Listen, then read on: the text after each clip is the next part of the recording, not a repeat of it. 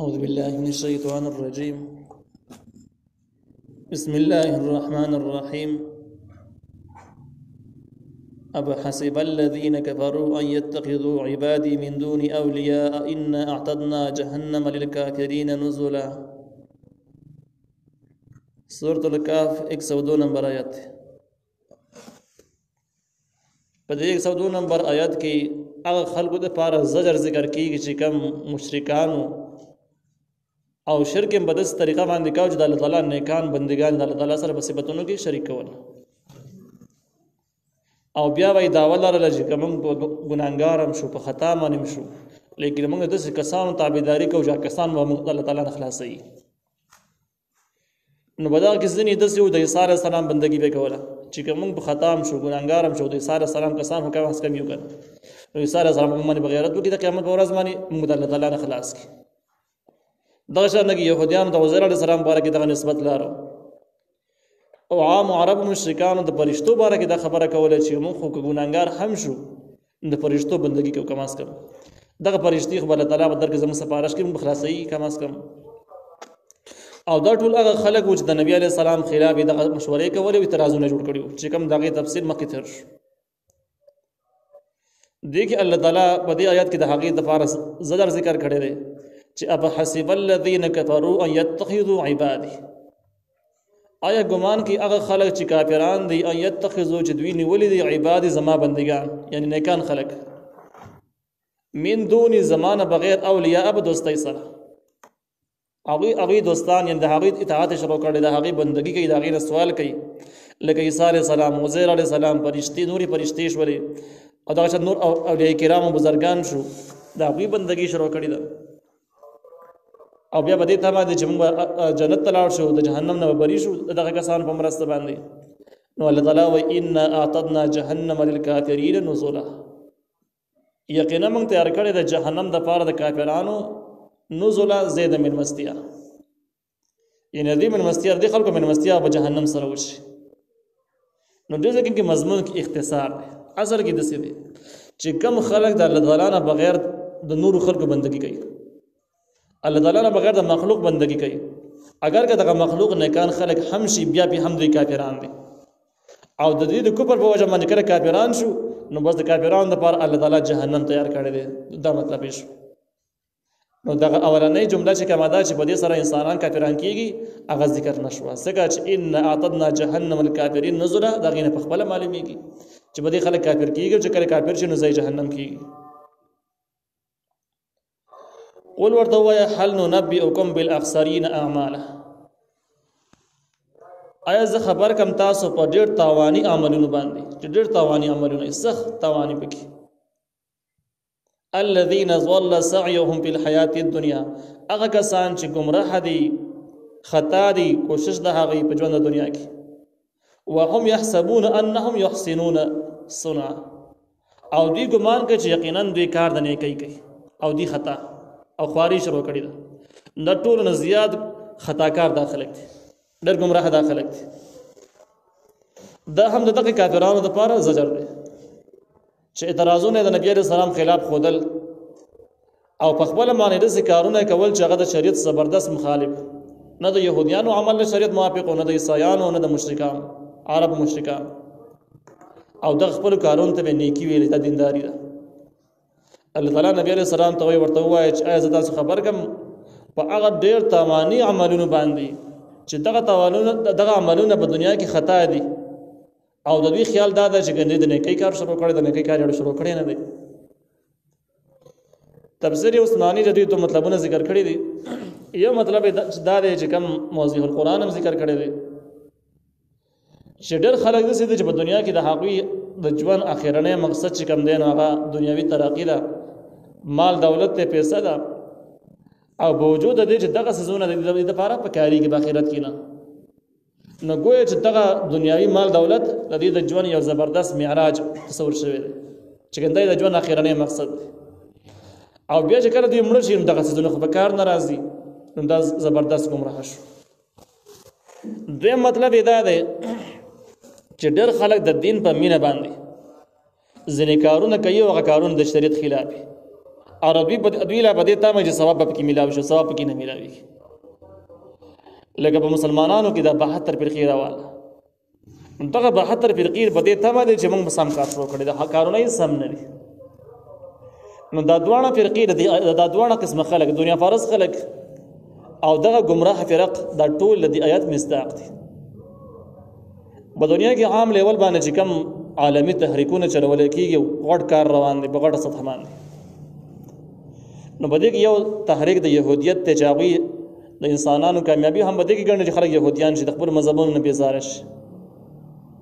او دا هم عالمگیر تحریک د ټوله دنیا نیول سوچونه لري، غټي منسوبي دي، درنې منسوبي دي. د يهودي پروتوکولز نه معلومیږي، دغه شان د کې د نورو معلوماتونه دا معلومیږي چې دوی غټي منسوبي شروع کړي دي. په یورپ کې د دوی غټ مرکزونه دي او د دوی سره د بحر الکاهل سره چونکې دا جزيري ټچ دي،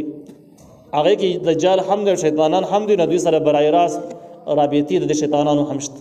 او دا غزګي نو ته مشورې ملاويږي په ټوله عالمي دنیا کې چې څومره فسادونه وراني جوړيږي، د دې مرکزونه یورپ دي او دغه شیطانی اثرات په دوی کې موجود دي او دوی عالمي دنیا قبضه کول غواړي. او د دوی خیال دا چې ګنې ګټم په دې شي کې دویم نظام چې کوم دی، دویم عالمي تصور، عالمي انقلاب در دهریانو دی چې کوم د الله تعالی د وجود نه بسمن کړ دی.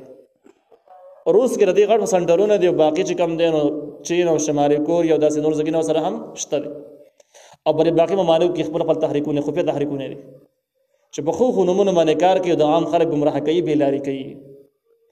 دوی بده تمه کې چې خلک به الکه کامیابیږي چې کله ټول دینونو نه بیزار شي، هر دین چې د مسترد کې، هر مذهب مسترد شي، یو آزاد د زناور غوند کې ژوند شروع کی چې د هیڅ یو اصول پابند نه باس دا به کامیاب شي. او اخیرانه دریم نمبر چې کم دین بده کې سیکولریزم دی، کوم چې دا هم یو عالمي تحریک دی. او د دوی خیال دا دی چې بس سیکولریزم هم دغه نمونه شی دی چې بس تمام دینونه مسترد کړي، اگر که د الله تعالی وجود پکې قائمي، لیکن اعمال نظام د ټول مسترد کا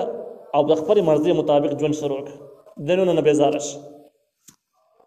دغه شان د کې صدورم پکې لیبرل ازم دی، کوم دی لیبرل ازم تقریبا ټول دنیا په حال نیولې ده. او د دې دغه عقیده ده چې بس د انسان د ژوند اخیرنی مقصد شخصي ازادي ده. شخصي ازادي ته وایي چې څه کارم کې څور د منی کول دي نه، څه کارم چې بڑا کړه ولاړی نو بس چې چا منی کولی بس ازادي حاصل نشو، دا ازادي نه دی. وایي موږ وایو د ازادۍ خپل اصول له صحت پورې پابند اوسېږي، صحت پورې به آزاد اوسېږي او دغه تمام اصول شریعت خو درې دي. نو اوس به د غړ سطح باندې د دوی د کامیابی په دغه شینو کېږي. او اسلام چې کوم د اسلامي تصور دا د جمان زحزح عن النار وادخل الجنه فقط فاز، جهنم نه کله بچ شو او جنت ته داخل شو نه کامیابی لار شو، دا باقي لارې د کامیابی نه دي. نو دې ځکه کې دا ټول خلک لګیا دي، لیکن دغه ټول اعمال انتهایی په خساره کړي او دوی په کار باندې ناراضي او دوی لا بده تمه باندې دي چې عملونه یې سم نه، خو سم نه دي. بیا په اسلام کې دنه چې کوم 72 فرقې دغه راوشماره، دوی په دغه طریقه باندې لګیا دي. په هر دور کې خلک راپورته کیږي او مسلمانانو د اجتماعي ژوند خلاف دغه شان د اهل سنت والجماعت په اصول باندې اعتراضونه او دغه خلاف جنگونه چلولې دي او دغه تابعین او صحابه کرام د زمانه دغه سلسله روانه ده، په مختلفو نمونو سره کار کوي، لګیا دي. نو دغه 72 فرق هم د دې آیات مصداق دي. په دې تمه د چې موږ سم کار شروع کړی دی، قران او حدیث خدمت ته یا بل څه خدمت ته، لیکن دا ټول قصې چې کړي د اهل سنت والجماعت د وصول نه بهر دي، نو د دې ګمان په خدای لیکن کاری غلط دي، دا ډیر زیات خساره شو، ډیر تاوان شو. اولئک الذین ذا کسان دي کفروا چې کفر کړل بی آیات ربهم، آیاتونو رب خپل باندې، یعنی کدی یا بل ټول دین نه منکری، خو هغه ازلی کافران شټور دنیا پیژني، یا به د سی په دې حالاتو کې چې کله باطل پر اختیار کی د زین آیاتونو نه منکری، کټورو نه نه زین نه به کم اس کم منکری،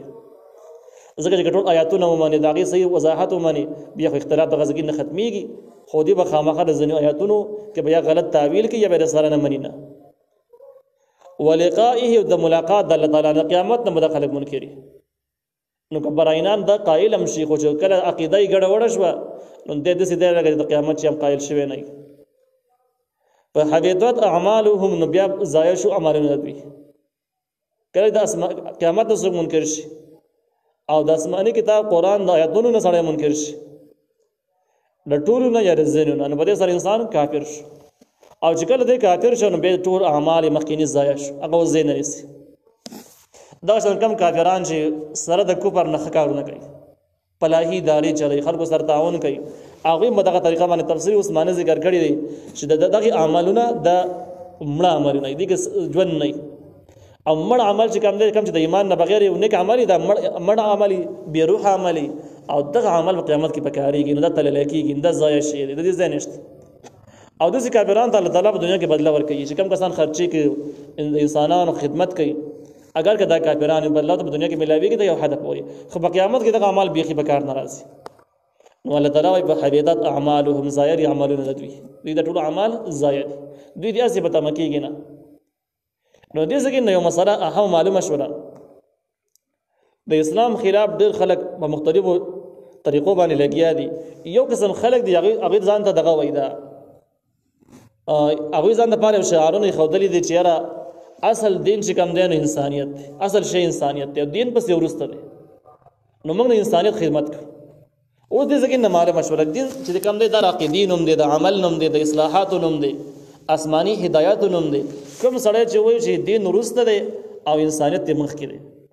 نو معلومیږي دا چې که دغه کارونه خو به اول غلط دي، ځکه چې د ده رهنمایي آسماني نه ده او انساني رهنمایي در صحیح کېدی نه شي. نو د ده انساني خدمت چې کوم دی انسانیت یې هم بې ځایه دی، دا هم ټیک نه دی، دا تشریحات یې غلط دي. که دا صحیح هم شي نو بیا هم چې کله دین پکې نشته یا د انسانیت خدمت کوي نو دغه عملونه یې بې روحه دي، نو حبطت اعمالهم، اعمال یې ضایع دي. ځکه د اعمالو قبلېدلو لپاره ایمان شرط دی، او چې ایمان نشته نو عمل ضایع شي. چې عمل ضایع شي نو دغه دعوی او دغه غټې غټې قصې د هېڅ ځای نه نیسي. ټول اول چې کوم د ایمان اصلاح ده، د هغې نه بعد عمل قبلېږي او دغه ځای نیسي. فلا نقیم لهم یوم القیامة وزنا،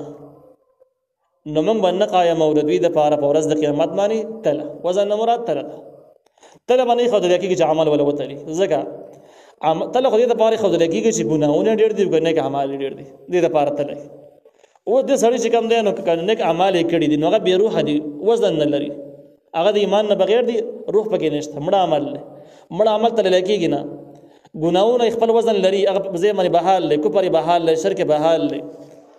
نو تله هغه ټایم کې ښودلی کېږي چې دا اندازه ولګي چې نیک اعمال ډېر دي که بد اعمال ډېر دي، چې د هغه نیک عمل صریبو د شمار نه دي، شته نه، نو تللو ته ضرورت شو، دا عمل نه تللی کېږي. دې نه پته ولګېدله چې کوم خلکو ارتداد اختیار کړلی د ایمان نه اوښتلي دي، هغوی هم او کافران عام ازلي کافران هم د دوی عملونه نه تللی کېږي، عملونه صرف د ګناهګارو خلکو تللی کېږي. ذلک جزاؤهم، دا دوی بدله ده، یعنی د کفر بدله دغه ده چې اعمال نیک عمل به یې هم ځای ونه نیسي، او عمل او دغه شان ده کې طلب ورته کې نه ښودی چې تللو دپاره، ځکه عمل یې د ټول قابل نه دي. نو دا دوی بدله ده، ذلک جزاؤهم جهنم، د دغه کسانو بدله جهنم دی، بما کفروا په سبب د هغې چې کفر یې کړی دی. نو کفر د جهنم دپاره بنیادي سبب دی. واتخذوا، او دوی نیولي وو آیات زما آیاتونه، ورسول زما پیغمبران، حضوا په ټوکو سره. دا هم ټوکې دی چې مذاق یې وړاو کړي، د اسلامي احکامو مذاق وړاو کړي، د اسلامي شعایرو ګستاخي اوس پکې به شروع شي. او بیا عام خلک چې کله کم چالاکه خلک دي او د اسلام مذاق وړاوي، نو ډایرکټ په اسلام باندې اعتراض نه کوي، په مولا اعتراض شروع کړي، کله ګیره یاد کړي، کله قرآن یاد کړي، کله بل څه یاد کړي، او داسې په چل چل کې چې یاره موږ د مذهب دشمنان نه یو، خو موږ د مولا دشمنان یو. مولا په معاشره کې داسې مولا په معاشره کې هغسې د هغه هوښیار دشمنان دي چې د کله چې ګوره څوک د کور نقلا کوي نو د دې کار د څوکیدار دی، څوکیدار یې سخت دشمني، هغې بدي شي، کور مالک سره دشمني نه وي. دغه شان کم خلک د مسلمانانو په اتفاق باندې حملې کوي چې اتفاق یې تاسو نه شي پیغمبر ته پکې لار کولی شي، نو دغه حضرات په مجتهدینو اعتراضونه شروع کړي چې د مجتهدینو تعلیمات بدنام شي، بیا پکې د خپلې لارې پیدا کولی شي، خپل تشریعات کولی شي. لکه څو چې مجتهدین تعلیمات موجود دي هغې پورې دوی دا کار نه شي کولی. نو دویم چې کله اسلام بدنامول غواړي نو اول ګزار په دغه هغه چا باندې وکړي چې کوم د دین زده او دین خدمت کوي، هغه بدنامول لپاره مهم شروع شي، چې د هغې دپاره په هره زمانه کې په مختلفو طریقو باندې کار شوی دی او کار روان دی.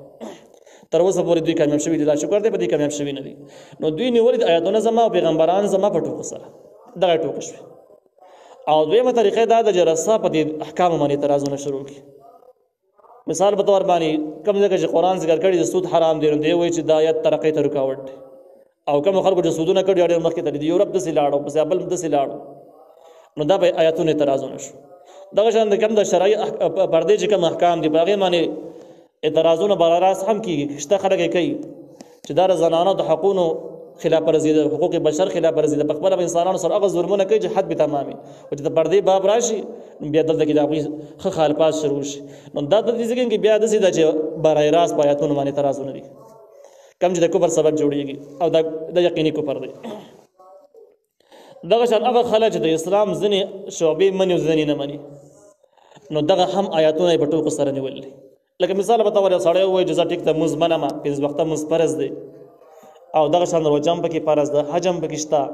زکات هم شته دا هم پکې هر څه منمه ګیر هم پکې شته اسلامي شرایطو کې داخل دي لیکن اسلام د حکومت او د نظام سره هېڅ کار نشته نظام ځان له شي د اسلام ځان له شي اسلام دا د محراب ته ننوځه بس او قرآن صرف تلاوت کوه نو احکام نظام ته مه ګوره کوم چې نظامي صورتونه دي هغه پکې مه راخله نو ته هغه مسلمانان دی چې د قرآن ځینې آیاتونو مذاق وړاوئ او ځینې آیاتونه څه برای نام ورته کې مني دغه شان ډېر خلک به داسې چې هغې به د نظام نه علاوه چې کوم دی نو دوی په نصاب باندې اعتراضونه لري کم د اسلام او د شریعت چې کم نصاب دی په هغې باندې اعتراضونه لري چې دغه نصاب صحیح نه دی دغه نصاب چې وویلی چې بیا داسې ورانه جوړېږي هلته کمپیوټر پاتې کېږي ساینس پاتې کېږي بل شی پاتې کېږي نو هغې نه معلومېږي دا چې دوی د اسلامي نصاب چې کله قایل نه شو نو هم د آیاتونو مذاق وړول شروع شو ځکه چې د اسلام زده کول او عملي کول او نافذول لپاره د هغې اسلامي نصاب بیخي ضروري ده چې نصاب یې نشته دی نو پته ولګېده چې دې د اسلام په مضبوط ځګین باندې اعتراض او ګزار کوي صرف ښکاره په ښکاره باندې نه وایي حل نه وایي ځکه چې خلکو ته بیا کافر وایي او دی نوم یې بیا هغه ټکي نه بیا غیرېږي نو دغه شان د اسلام ځینې شعبې منل او ځینې نه منل یا ځینې عملي کول او ځینې نه عملي کول